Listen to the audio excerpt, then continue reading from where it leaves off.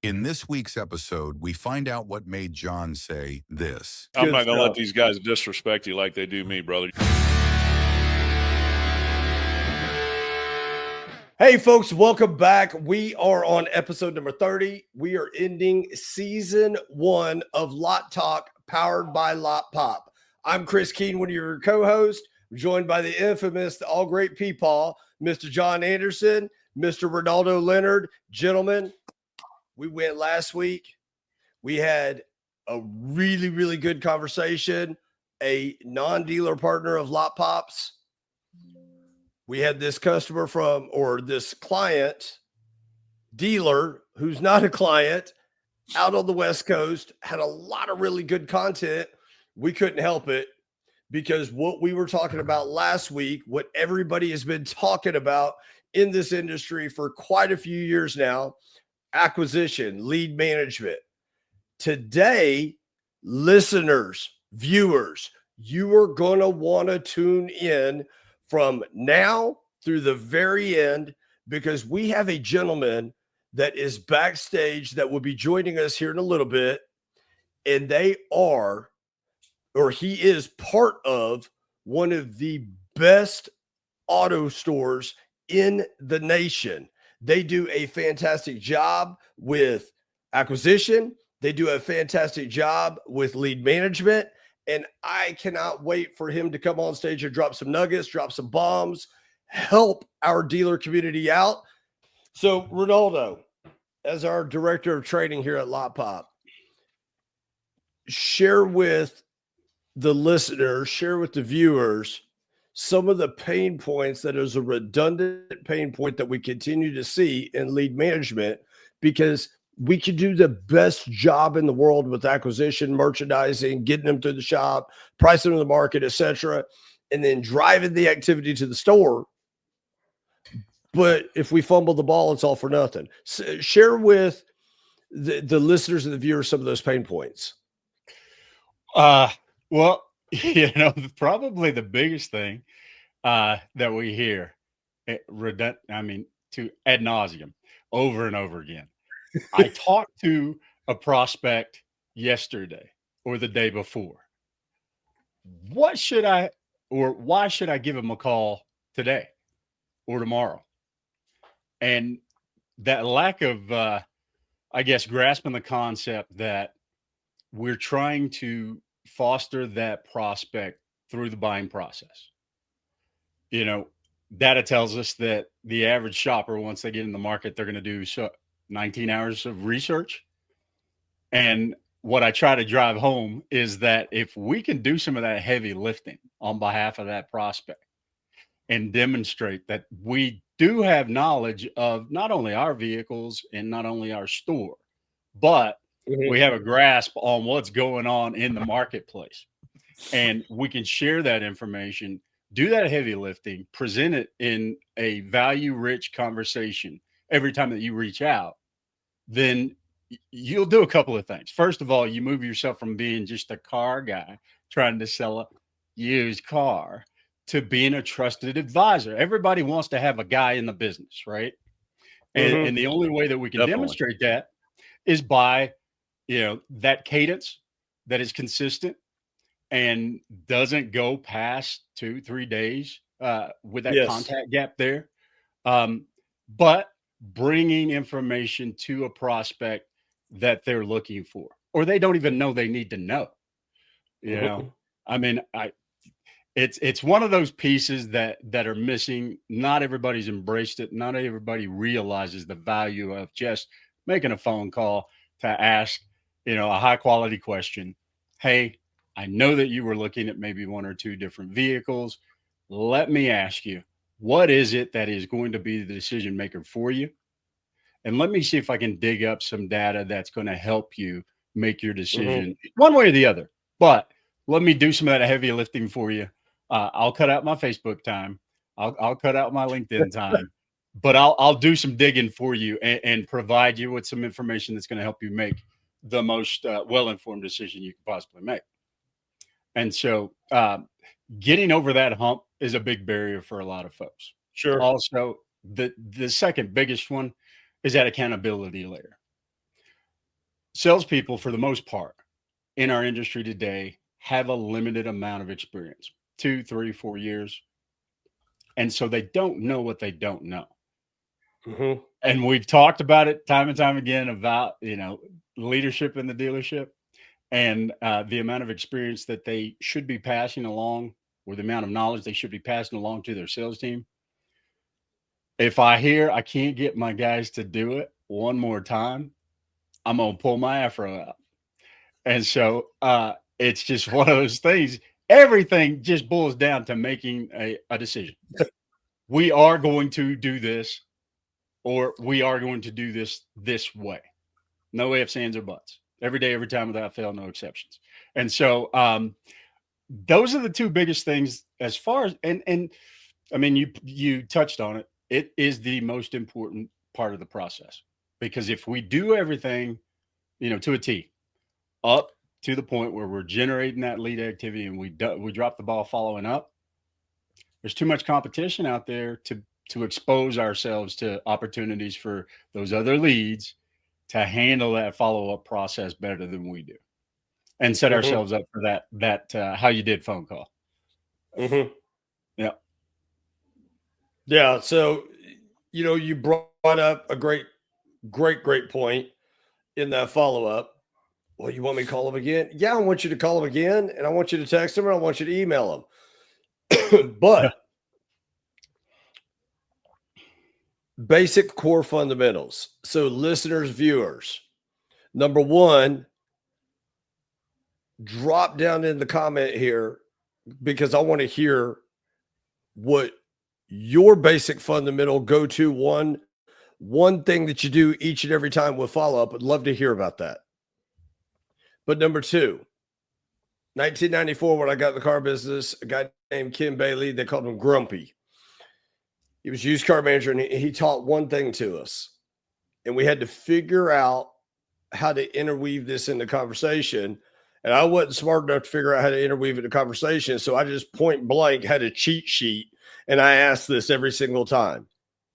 Mr. Customer, is it safety, performance, appearance, comfort, economy, or dependability? What's the most important to you? Safety, performance, appearance, comfort, economy, and dependability. It's an acronym. It's called SPACED.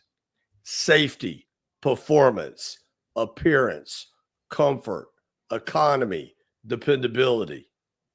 John, I think back when you were buying the Tahoe, you explained to the young lady what it is you were doing with that vehicle. Every time she reached out to you, she spoke about the performance factors of pulling a food trailer and what the Tahoe provides to give you the experience that you need, and spoke about the comfort, knowing you're going to be driving this thing around all over the place. She fed you every single time she reached out to you with those factors. Am I right or wrong, John? You're spot on. I mean, she basically did a mini drip campaign with me, and she found out exactly what I was looking for and buying this Tahoe for. And over the next several days, she just dripped information to me. And guess what that does? That builds an enormous amount of value, right? Because I'm busy. I know you guys are busy. I know everybody for the most part anymore is busy, right? So by her doing that, look, I work for a software company. I'm a big researcher. I do a lot of research, right? So I would have been online, all that stuff. I would have been online researching, but she just gave me all that time back by dripping that information to me over that next few days, right? And so that's where I ended up buying. And when I love what you guys are talking about. And Ronaldo, to add to your 19 hours online, the average customer sends leads out to 12 to 15 dealers when they enter into the market to buy a vehicle. So let's say that that's not true. Let's cut that in half. Let's say it's 7. You're still competing with 6 other dealers out there when you get a lead. And so I always say this, how are you going to set yourself apart? She certainly did. I I sent leads out to 5 of our dealer partners within the DFW area, and she certainly set herself apart. And so, that's that's the thing. I don't think, and I'm not blaming salespeople and BDC people. You have a job to do, and I think a lot of times you get your tunnel vision on, right? I'm working this, and I get tunnel on these leads, right? And a lot of times, what we don't stop to think about, or what they don't stop to think about, is one, I'm competing against several other dealers when I get a lead, and two, I may be competing against 5 or 6 other salespeople on my own showroom floor for that vehicle, right? We see it all the time. A vehicle on the showroom floor or on the lot has 10 different leads on it. So I can only sell that thing one time, right? So I'm not only competing internally, in the dealership, I'm competing outside with competitors. So, yeah. Well, you bring up a great point, and this is the perfect segue, John, because this guest we have has a very large, he has very large floor in terms of staff. Small dealership in the middle of nowhere, but he's got a large floor. So he's got the internal competition and he's got that external competition. So they're complete. Let's just bring them on because I'm super excited. We've got the infamous, the all famous. I mean, my man has gone from one guest speaker right before us now to Lot Talk. Ladies and gentlemen, I present to you the all great, the all famous Mr. Rob Dell, who is the vice president of Bob Ruth Ford in Nowhere, Pennsylvania. Rob, thank you. Thanks for having me. Yeah, absolutely. So you've got to witness some of our shenanigans. So sorry for leaving you backstage for so long, but first off, I always got to get my dig in on John because I mean, Rob, when we go up to the HQ and John will get on like back in the day, and then he gets out his old timer pocket knife and starts whittling on some soap and starts telling us about things, how they were when they cranked the motor to start them. It's amazing. You should join us sometime for that. Rob, I'm not going to let these guys disrespect you like they do me, brother. You're in good hands. So yeah, no, I know. I trust you 100%.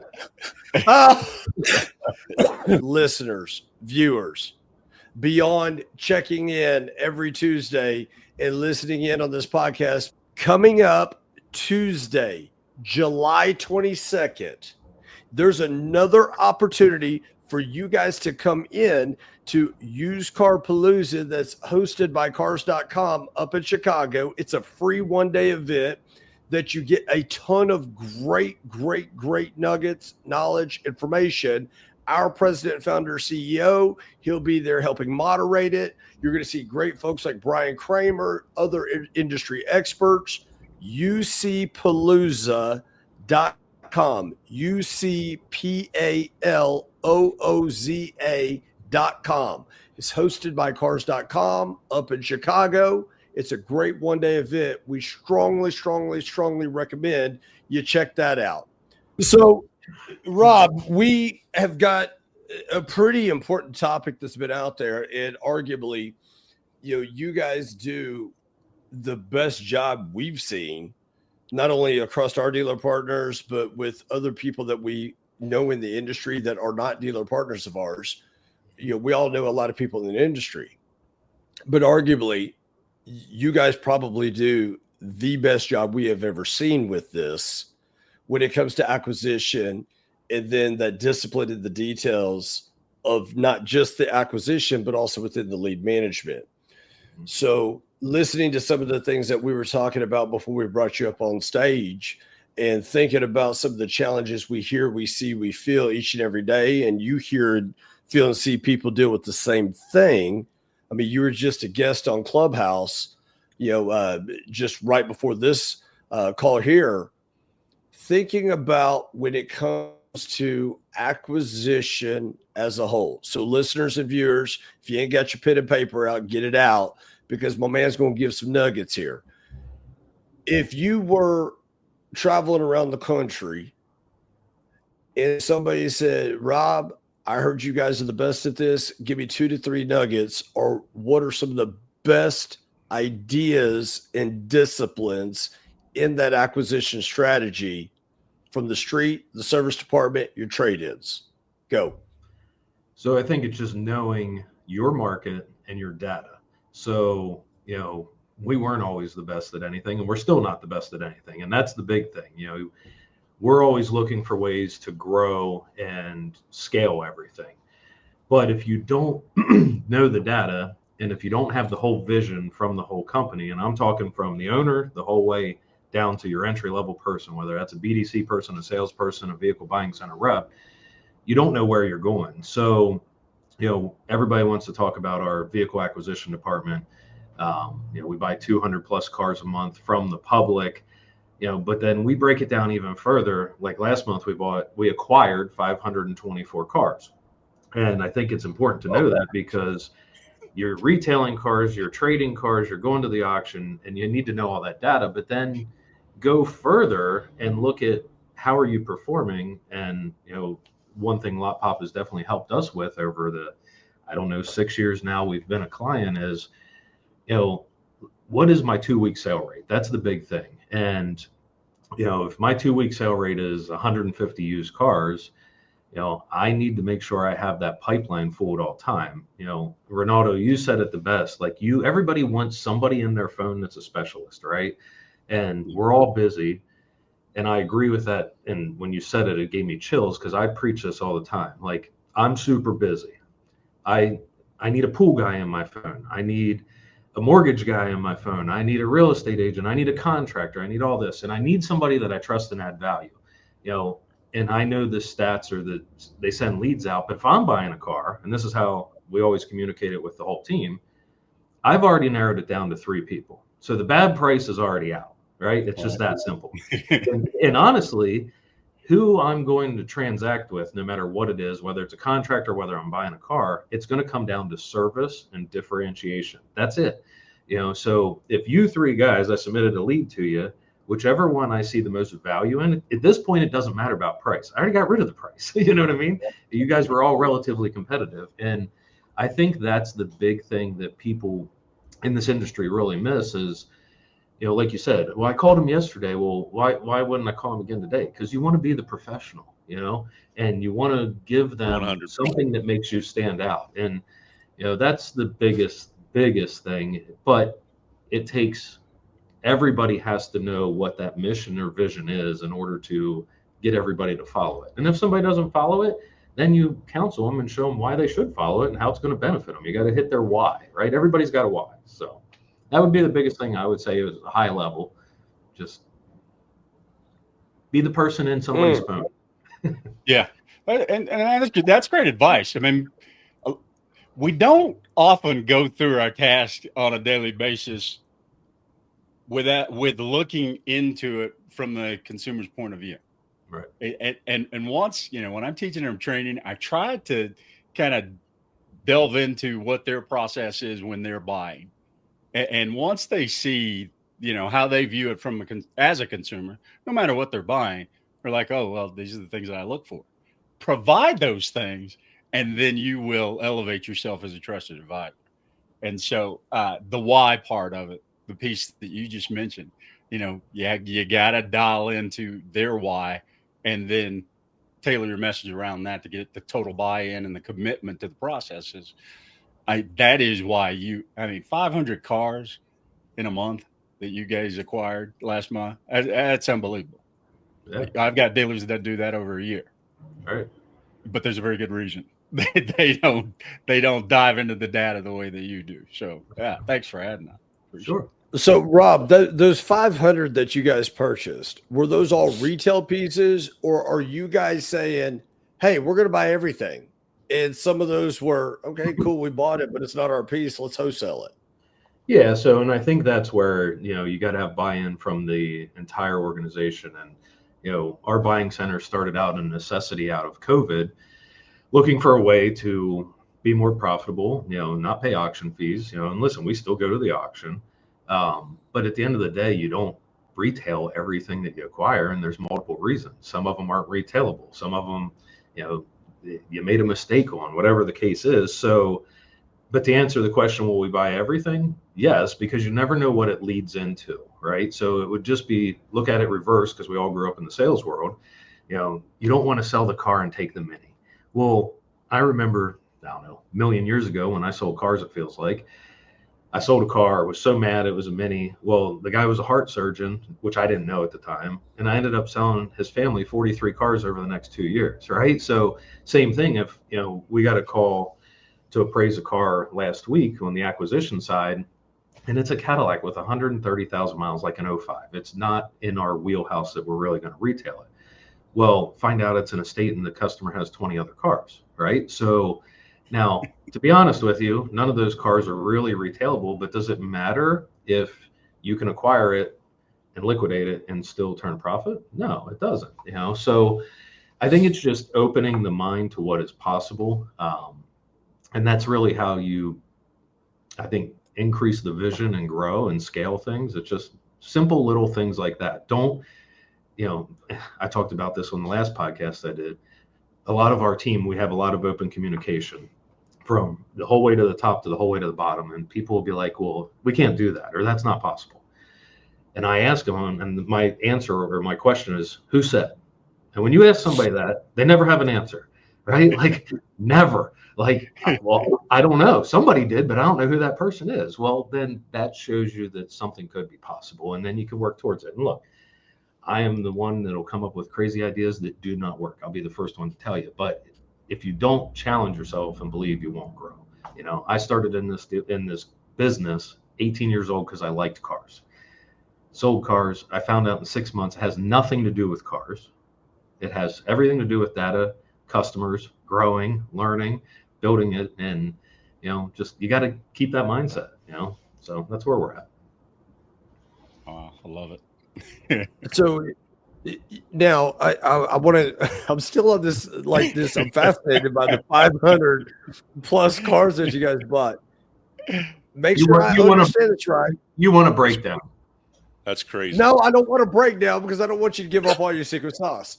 But this is what I want the listeners and I want the viewers to understand. Okay, you bought 500 plus cars. Mm-hmm. They weren't all retailable. You took when you looked at the car because you looked at your data and you said, hey, this isn't a retailable car for us, but we're still going to buy the car. Now what you've done is you created a second profit center, but doesn't that also give you space? So when you do trade for a car and it's from, Bob and Betty Jones that have bought 35 cars from you over the last 20 years, doesn't that give you space because of the ones that you liquidated, created another profit center? Doesn't that give you space to give drug money for something if you need to? Drug money. I love that. Yes and no. So retail is always greater than wholesale. So, we are retailers and we collect customers, right? And I think that's the big thing Rob Ruth and I talk about all the time is, we sold 411 retail cars last month. That was an all-time record for us in volume, and that was great. So there's 411 customers we acquired. But then we look at it differently on the vehicle buying center side or the trade side. Those are all customers that we collected also. So, and then what do you do with them? So, look, we're not running some big, huge wholesale operation that is super profitable by any means, because in the retail world, you're still going to make mistakes. But yes, to your point, as you scale law of averages, it gives you flexibility. That's what you asked. 100%. John, I know you've been writing frantically and you've got notes there because that's just what you do. I know you probably got something for Rob. Wait, is John, did he go? I was about to say, he's writing a note to Elon Musk. Man, Elon, I know you got something for Rob. I know you got something for him. Bring it. Well, first of all, I hope the listeners and viewers understand. I admit they probably don't, but Rob, where's your dealership located at? I mean, just proximity. You guys are how far from Pittsburgh and how far from Philadelphia? So Dillsburg, Pennsylvania, South Central Pennsylvania. Pittsburgh's 3 hours west. Philadelphia is 2.5 hours east. Baltimore's just shy of 2 hours south. If you look out, so if you look out my window, you see trees and mountains and fields. So you guys don't have a heavy populated city anywhere close to you? No, I mean, Harrisburg, Pennsylvania is a half-hour away. It's the capital of Pennsylvania. It's a moderately populated, so there's population around, but yeah, town of 2,600. And if you're going to get to a metro market, I mean, it's a hike. Folks, listen out there and watching. Town of 2,600. They bought 500. They ran 540 opportunities through their store last month. That's amazing to me, man. That's just excellent work. I have a question. I'm gonna flip over because I know this is something that I wanted to ask. We were talking about this the other day. So you talked about the retail side, and you alluded to the team there and understanding top down from the ownership, you on down through the lot porters and everyone. And I know you guys do an excellent job at that. What is the cadence like that your expectation or your team walks through on a weekly basis? Once they get a lead, what does that cadence look like? I know what you guys look like in our data, and I know how consistent you are, but if you don't mind talking to what you guys focus on and what you train in your store. So once I would submit a lead to your store, what does that cadence look like for your salespeople to reach out and continue to talk with me and engage with me? So it's ever evolving. And I think what we've really done a good job with over the past, I'm going to call it 6 months, is we have teams, right? So we have 3 different sales teams. So we have 21 salespeople. There is 4 people in the BDC, and then we have some remote BDC as well. So, lead comes in, and let's just call it a hot lead for lack of better words. It will go to a salesperson. The expectation is that's handled immediately. And then, from there, it's a roadmap, which could go into 17,000 different directions, right? But at the end of the day, the expectation is that customer is handled at that moment, that when the lead comes in, and then it's going to be followed up every day somehow. And it depends on what happens, right? Phone, text, email, send them an iPacket, just engage with the customer. And again, back to Ronaldo, you're trying to figure out what their why is or what their hot button is and remove the friction. But from there, like, let's just say ball gets dropped. Somebody doesn't do their job. Well, then maybe a BDC rep comes in. Maybe one of my sales managers on that team has to hop in. So it's really a team effort to make sure we maximize every opportunity, because at the end of the day, every lead costs money, right? It's some form or somehow you paid for it. But then go further, and we'll talk about this, I'm sure, in much greater depth. But then what happens when you have 10 leads on one car?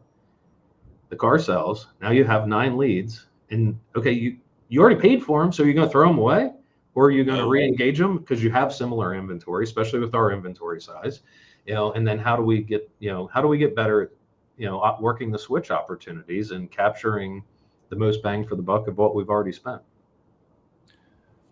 So just to follow up on that, so engage every day, and then how long? So let's say that the recent data we heard is that the average buyer out there makes a decision in 46 days. Mm-hmm. So I'm a buyer I come into the market and I have an idea what I want, but I'm not pressed for time. And so I've engaged and I'm continuing to shop. How long are you guys going to engage with that customer? So you're contacting them every day. How long do you hang in there with your customers? And again, I know that's probably a multifaceted question, because again, you got some customers that will respond to you. Some customers don't respond. They hang in the shadows, and they continue to watch and continue to look. But how long do you typically hang on to a customer at your store? So you're right. It depends on, is the customer responsive or not. I'm going to tell you the first 2 weeks, we're trying to hit them every day. Are we perfect? No, we're not perfect. Nobody is, right? Right. realistically though, 90 days, and I would love to tell you forever. And there are some scenarios where it's forever because you can automate some of it and stay in touch. But the first 2 weeks, it's going to be very intense. From there, I believe, if I sent you a lead and if I was say non-responsive and you just kept hammering me 7 times a day, like I would probably be a turnoff. So from there, maybe the cadence will spread out a little bit further to every 2 or 3 days. But I think, I would never, and we believe this from a company, I would rather have somebody say to one of my reps, listen, thank you for calling me, but stop calling me. At least they did their job. Than have somebody say, you didn't get back to me, or if we reached out to a lead and be like, well, I bought a car somewhere else because I haven't heard from you in 7 days. So, come at it from, again, it's adding service or value to the customer. But to answer your question, I think first 2 weeks, it's very intense. From there, it's going to tail off a little bit, but you got to stay at least 90 days in the game. Now, do you put them in after 90 days, do you put them in a long-term or okay. All right. That's what I thought. Yeah, I agree with you. And I thank you for that. Cause I always, when I was running a store, I always waited for that call where a customer would call me up and say, hey, brother, I appreciate you, but could you get Jeff off of me, man? And Right. I'm gonna go out and high five Jeff, right? Because Jeff's doing his job right. I bought lunch. I bought lunch for salespeople if I got that call. Right. Oh, yeah, that was the goal as a salesperson, Right. to have somebody call 100%. Yeah. Right. Oh yeah. 100%. So that thank you for answering that, because a lot of times, and I see you, obviously you're a partner of ours, so I can see that consistency when we look at that 2-week sell rate chart and you see that red trend line, man. I just see that consistency every 3 days. So it means that, you guys are constantly contacting 80 to 90% of your customers on a regular basis. So it's just, it's fantastic consistency show, but I'm on so many calls with different dealers and I just hear all this. I don't think there's consistency in our industry, right? I hear some people that they hang on with a lead for 72 hours. I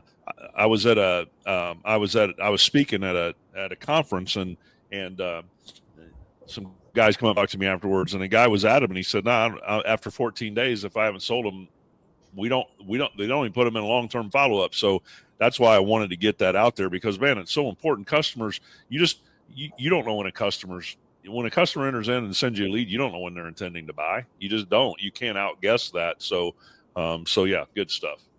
Yeah, 100%. Rob, I got 2 questions here, and they're on opposite ends of the spectrum. Question number 1, I mean, you talked about, first 14, 15 days. I mean, your team is on it like Blue Bonnet. Okay. And then after that, every, 2-3 days, what have you. And then after a period of time, we just put them in long-term follow-up. Okay, great. Do you have an AI system, and what is your opinion on AI doing the follow-up or a human doing the follow-up, and when should AI come in? That's so funny you asked that question. We did not talk about that before right now. So we do use AI assistants in chat, that is a product that is out there from multiple different platforms, right?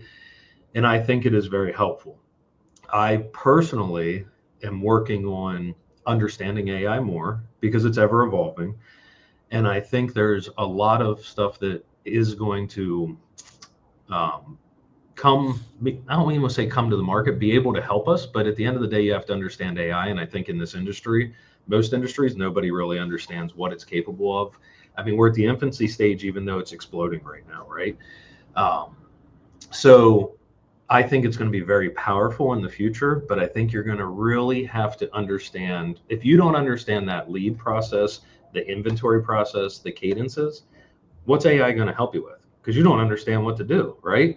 So once you understand what needs to be done, then you can understand what AI can potentially help you do, I think is going to be the big thing. So I think it's just the very beginning of it. I think if you don't understand it, you're going to get left behind. I don't think AI is ever going to replace value proposition from humans. I think AI is going to help our reps be more efficient and stand out differently and be able to produce at a higher level.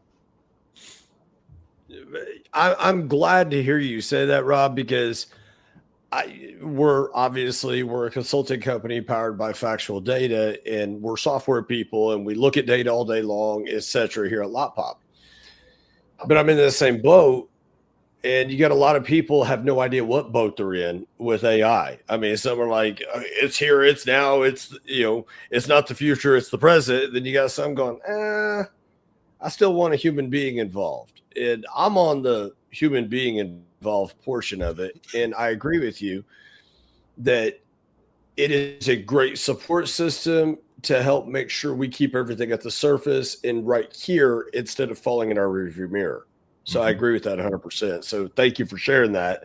I know at some point in time, we're going to get even deeper having this conversation about AI here on Lot Talk. But for somebody that is operating a very, very fast moving organization, I was really curious to where AI comes in.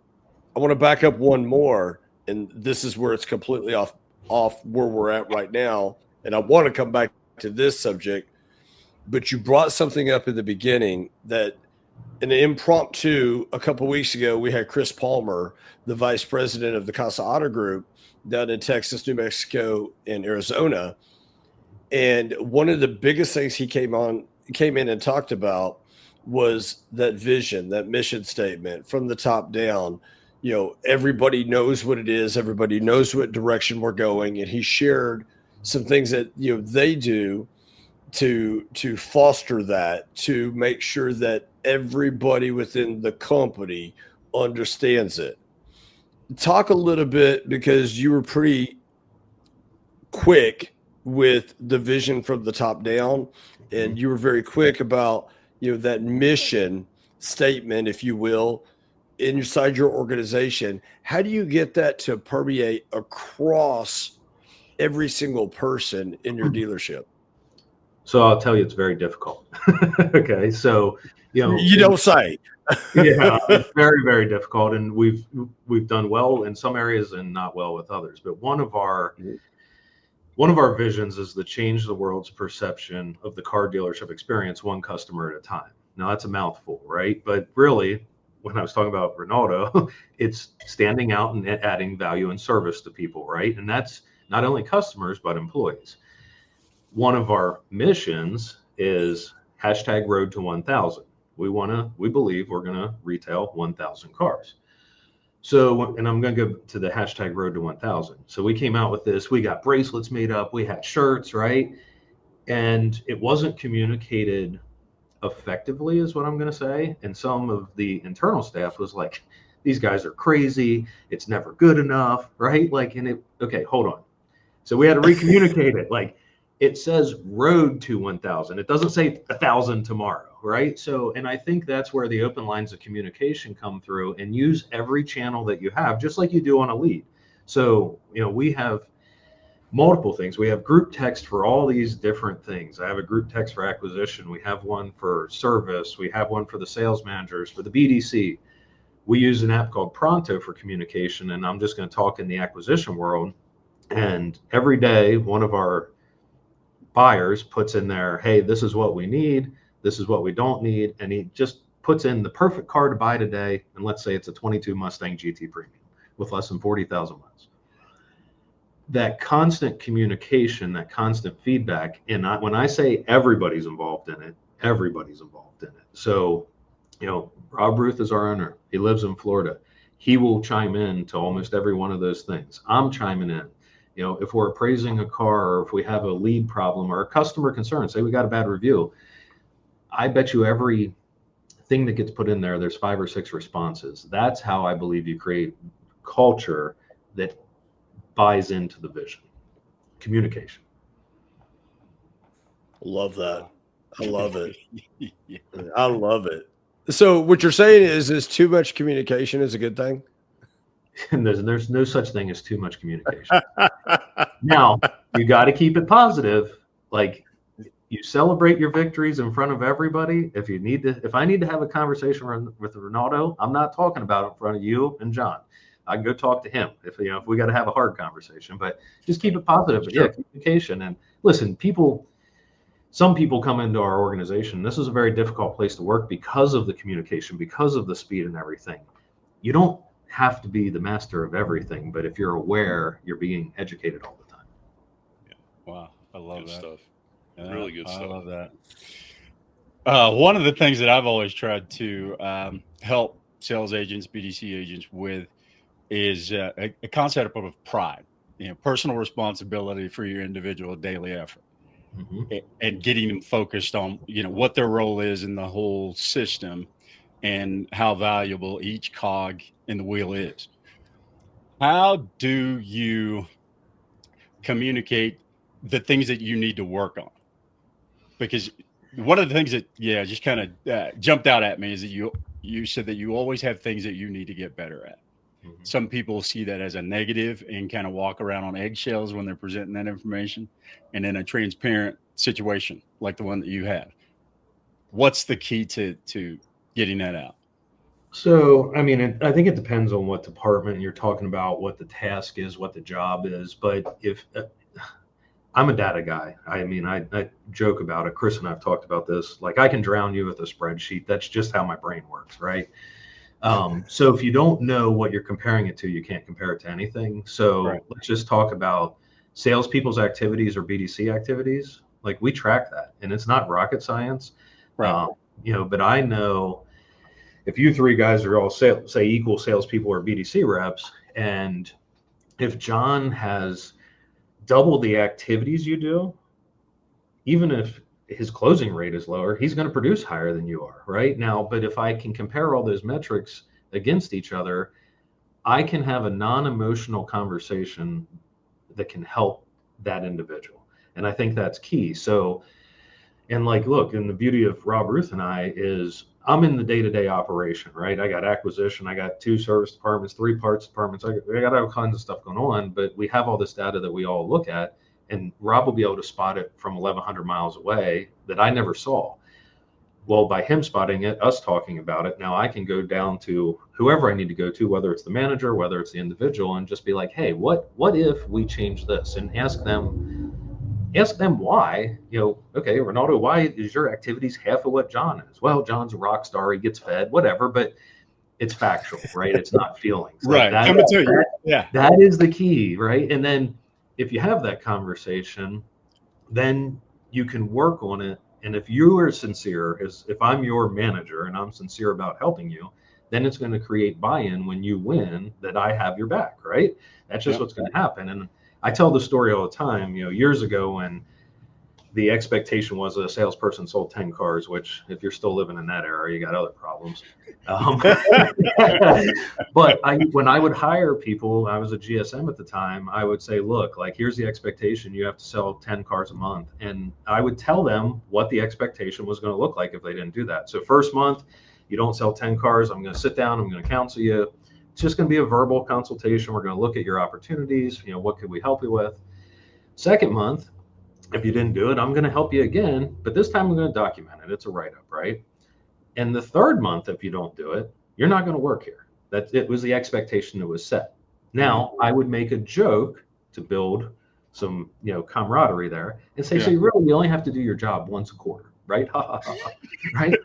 But at the end of the day, they knew coming in what they had to do, right? It was just that simple. So I don't think if you just look at the data and be able to dig into it, but how many in this industry, how many even managers, even GMs, whatever you want to call them, understand all that data to even communicate it? And that's where that's why I say we can all get better, right? Like, I don't know anything or everything. I know that. So yeah. Well, so I guess the takeaway from that for me is that you're surrounded by people who are coachable, but you bring a message that's going to be based in fact.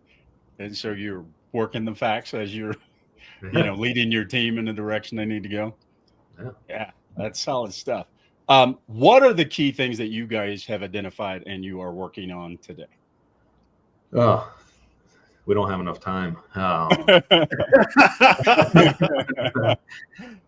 mean, listen, you don't have to go into detail. You just Throw it No, out there. no. I mean, listen, everything starts with acquisition, right? You're never going to get a lead if you don't acquire a car, if you don't have inventory on the shelf. We have a very tight process on merchandising from day one. How we get a car to the lot. Marketing, everything. But then I think the biggest thing that we still need to work on is how can we be more efficient in all those areas, including communicating with the customer. I mean, the world is just changing all the time. And, if you remember pre-COVID, Amazon had everything to your house in 2 days, right? We were conditioned. It's not that way anymore, but everybody still thinks it is that way, right? And that's because people aren't paying attention to what the shift is. But now if you look, if I order something from Walmart right now, it's 11 o'clock Eastern, I bet you it's on my doorstep by the time I get home at 7 o'clock tonight, right? So just being aware of what's going out there and really leaning into everybody and networking with people to see what's working and what's not.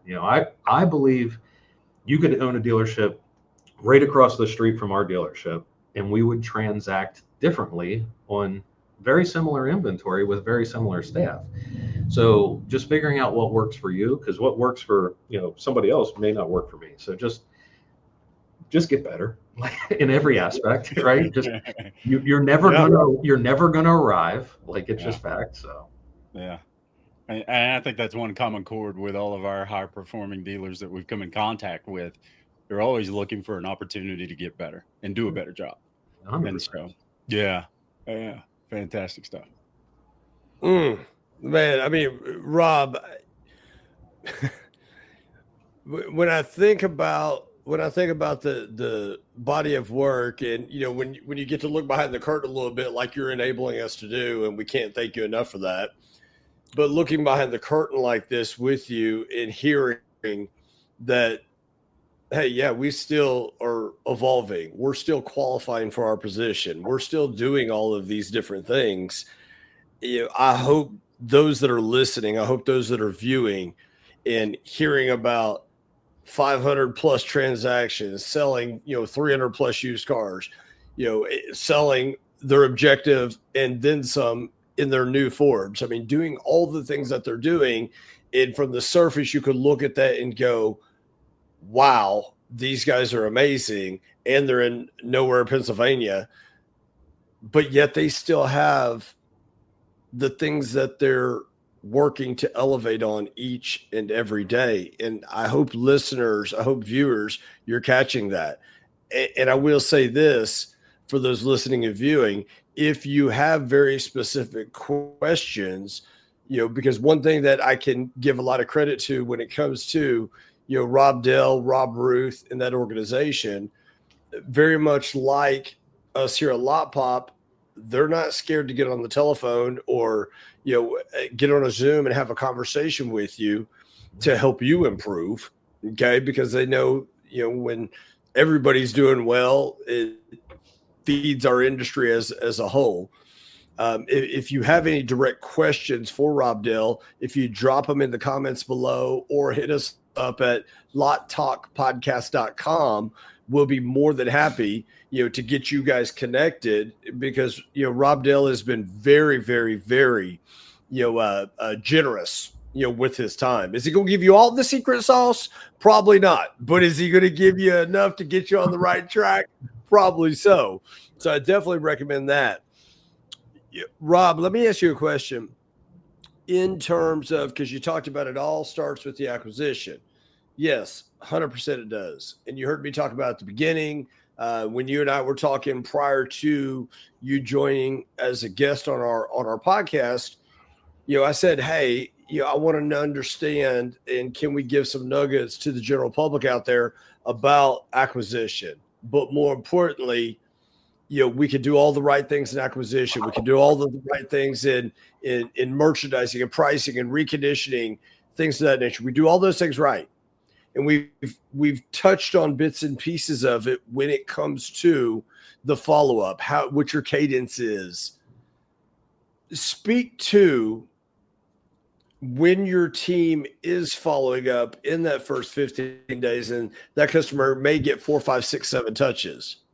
Are you guys going directly into, Yep, we got the vehicle. Yes, it has a sunroof. What time can you be here? 3:15, 3:45. What works better? Or are you guys more into reading the lead, or are you guys more into just get them in the house? Which one is it? Neither. So it would be more of engaging the customer is what we try to train and find out, meet them where they are, right? So, and I'm gonna, Thank you. Right. Like I use this example in my personal life, and like any one of our managers or salespeople that walk in here and they've heard me say this 100,000 times, or Rob Ruth say this 100,000 times. I've owned a lot of cars, and I have a car problem, right? So, and with that being said, I can be a squirrel, right? So I'll find a car, and I'm like, you know what? I talk myself into it. I'm going to buy this car, and it's not here, right? Somewhere else. And if somebody doesn't get back to me, just because I'm impatient, I squirrel out. But if somebody, Chris, if you called me and said, hey, got me, whether it was on the phone, text, or email, and started just asking me what I was trying to accomplish, and again, go back to you added value to my life, saving me time, then it was great. So if the customer is 300 miles away, or if they're 3 miles away, does it really matter? It doesn't with technology, right? But give them the information for them to make a decision, because they're trying to eliminate you. It's that simple. So if you don't give me the information and say you're in Kansas, Oklahoma, wherever you are, and I'm in Pennsylvania, well, you're not going to get me in the door, right? Like, that. So you have to think of things in a broader scale and just meet the customer where they are. And I go back to 1998 when I started selling cars. The guy that trained me told me, they're going to tell you about this internet thing, but it's just a fad. Don't worry about it, right? Thankfully, I didn't listen to him. And Saturday, you had lot ups, and everybody came around with a notebook, and they went down dealership row, right? And I used to call it getting the Heisman. You go out and ask somebody how you could help them, and they would give you the Heisman there, right? And I remember for like a month getting the Heisman and thinking, I hate my job, right? So I came up with an idea, and I thought, I got nothing to lose, because if I can't figure out how to sell cars better, this is going to be short-lived. So everybody that gave me the Heisman, I would just ask them, look, just tell me what I have to do to sell you a car. Just tell me, like, what do you want? And then they would be like, well, I don't want to go through the hoops, the shenanigans. I want to pay invoice, whatever it is, right? Well, they were giving you the roadmap of how to do it. So nothing has changed. If anything, you can do it more efficiently now with technology, but just ask them, like, what do we got to do here? Just ask for the sale. Is that not like one of the basic things of when you're selling something? Chris, what do I got to do to earn your business today? Boom. Okay, maybe I can't do it, but at least you told me and I can work towards it. That's simple. Yeah. Well, and you talked about the technology, Rob. I mean, don't the customers have more information at their hands today than they've ever had? I mean, they're essentially doing 90% of your job for you. The customer in today's world already knows more about the cars than any of us, because they've narrowed it down. We have to handle 400 cars in stock, whatever we have, and we got to be a specialist in all of them. The customer wants this one. So they've already done all the research. It's just, yes, 100%. They already have all the information. So just lean into it, and whatever information they don't have, differentiate yourself and offer that information up so they can make an informed decision. Absolutely. Hey, John, come on, baby. No, I'm just saying, man. It's just, Rob said a couple things that the sledgehammer at the circus, and I could hit that bell. And the number one thing is, and I talk about it all the time, is, just what he alluded to. Customers are online doing all this research, and then you're talking to them, and you try to start them somewhere where they're already past where they're already past where you're trying to start them at. You're trying to yank them backwards. So when Rob said meet them where they're at, I know you guys threw your hands in the air. That's not that difficult of a concept. It's just not to meet the customer where they're at. So it's spot on. And I want to go back real quick, because this kind of circles back to that very concept right there. Hearing Rob talk about the texting platforms they're all on, and Rob Ruth is down in Florida, and he's involved. Answers all those texts, and Rob Dell is seeing all those texts and communicating, and So the level of communication that Rob talked about within the dealership, and you know, I know that this store is very strong at everyone making sure that everything's covered within the store. I use this terminology a lot, is everybody's got to pull the rope the same direction. And while I know Rob's alluded to, we're not perfect, but I know this store, they pull the rope the same direction. And so, you know, that circles right back around to what he just alluded to, is meeting the customer where they're at. There's so much communication going on within this dealership. I mean, guys, how many times have we been on a call with a dealer or a prospective dealer, and we ask them a question about a lead or a car, and unfortunately they'll answer, "I don't know," or "I don't know where that car's at," right? And so I just wanted to highlight that for our listeners and viewers. And then, Rob, I have one more question for you. You alluded to early on our podcast about in your acquisition, and you alluded to your 2-week sell rate, right? And so I know you guys have come a long way over the years, and again, you just blew my mind earlier when you said, "Hey, we, 500 plus vehicles last month." But speak to just a little bit. Let's say you guys come off a huge weekend, and you sold 50 vehicles over the weekend. What does that look like from you and your team from an acquisition standpoint? How do you determine, okay, this is what, again, I know you're not going to refuse any opportunities, but how do you determine from a retail standpoint? And you mentioned it, how I'm feeding that beast, right? So how do you determine, how do I feed that beast? What's that look like for you when your team is deciding, okay, we had a big weekend, now we've got to replace these cars? How do you calculate that? What does that look like for you? So I think it looks different today than it looked even a year ago.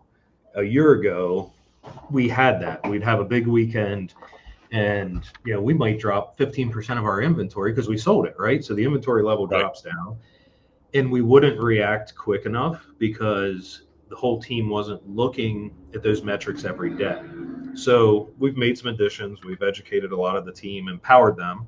So now everybody looks at those metrics every day. So we will see that spike or that dip, but we don't have to make a knee-jerk reaction anymore because we've been watching it every single day. So, I look at, one of the first things I do every single day is I look at our inventory level in total volume. Okay, so I have 353 used cars in stock today.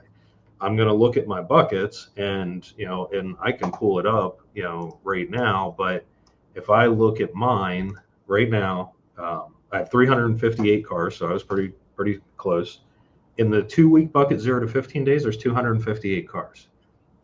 Okay, that's good because my that's higher than my 2-week sale rate.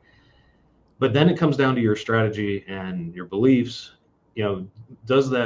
We don't have age. We've made the commitment, and we had age problems in the past with inventory.